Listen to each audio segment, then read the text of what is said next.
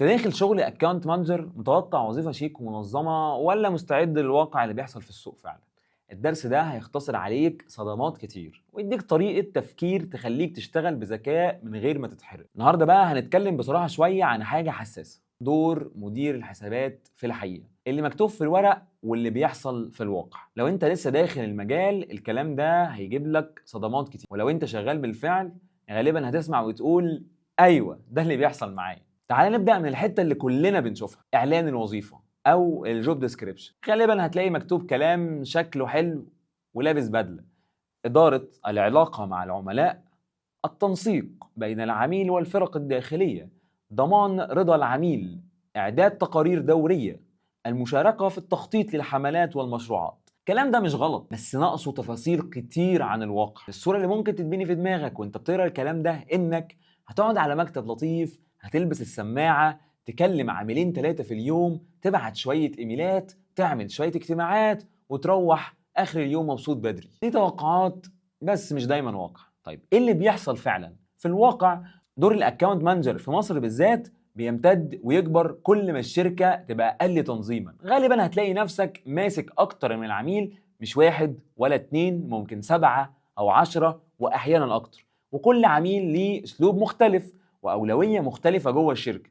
وكمان الموضوع مش دايما تنسيق واتصالات، لكن أحيانا هتلاقي نفسك بتعمل شغل بروجكت مانجمنت، وأحيانا بتعمل شغل كاستمر سبورت، وأحيانا هتلاقي نفسك بتعمل سيلز كمان.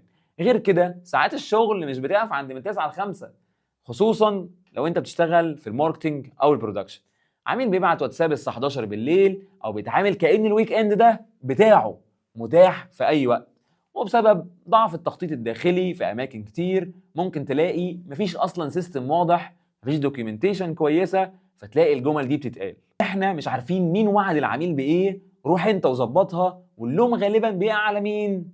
على اللي في النص، الاكونت مانجر، لانه قدام العميل وقدام الفريق، وده واقع موجود في جزء كبير من السوق، خصوصا في الشركات الصغيره والمتوسطه. خلينا نقول بصراحه ايه اكتر الحاجات اللي بتصدم اي جونيور اكونت مانجر في مصر. اول صدمه عدد الاكونت.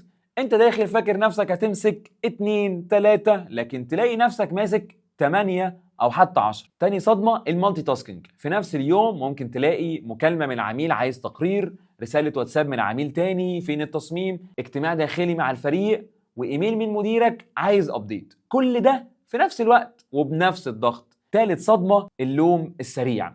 لو حاجه حصلت الكل بيقول برافو يا تيم، ولو حاجه وحشه حصلت فجاه فين الاكونت مانجر، انت ما كنتش متابع ليه، انت ما وضحتش للعميل. رابع صدمه عدم وضوح البروسيس.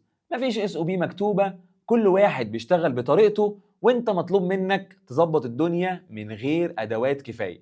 خامس صدمه الاوفر تايم والويك اند. ممكن يجي لك تاسك في نص الويك اند ويتقال لك معلش اصلها ايرجنت، وممكن تلاقي نفسك بدل 8 ساعات شغل 18 ساعه شغل. وطبعا مش بقول كل الشركات كده، في شركات منظمه ومحترمه جدا، بس جزء كبير من السوق فعلا بيشتغل بالشكل ده. السؤال المهم ازاي اتعامل مع الواقع ده من غير ما تتحرق ومن غير ما تحس انك ضحيه؟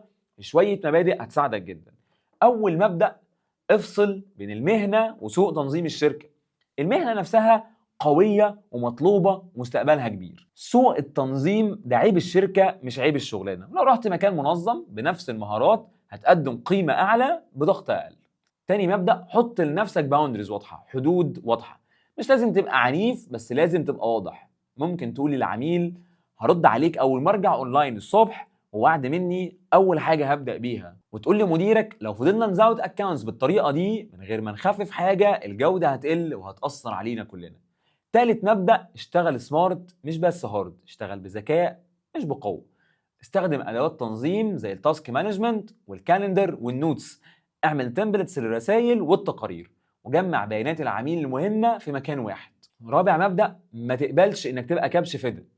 لو غلطه حصلت بسبب البروسيس وثق ده بهدوء واشرح، مش عشان تهرب من المسؤوليه لكن عشان تحط الواقع على الترابيزه وتقول لا عايزين نمنع ده في المستقبل، محتاجين 1 2 3. خامس مبدأ: حافظ على نفسك. طاقة ونفسية، النوم، الأكل، الحركة، دي مش رفاهية، دي أدوات شغل. لأن الأكاونت مانجر اللي طول اليوم بيجري وتحت ضغط لو جسمه وعقله وقعوا شغله هيتأثر قبل أي حاجة. وفي نقطة مهمة جدا، الواقع ده مش كله سلبي. لو عرفت تستغله صح، البيئة الصعبة دي ممكن تسرع تطورك بشكل كبير. ازاي؟ لو انت شغال في مكان ضغطه عالي وبتتعلم تظبط عملاء كتير وتتعامل مع مواقف صعبة، انت كده بتاخد خبرة مضغوطة في وقت قصير. بعد سنة او 2 تقدر تروح لشركة منظمة اكتر او بوزيشن اعلى، ومعاك سكيلز ناس تانية بتاخدها في 4 و5. كمان فهمك للواقع بيخليك اقرب للكلاينت، فاهم الثقافة، فاهم ايه اللي بيريحهم، ايه اللي بيستفزهم. الاكسبكتيشن من الجوب ديسكريبشن بيقول اداره علاقات، تنسيق، رضا عملاء.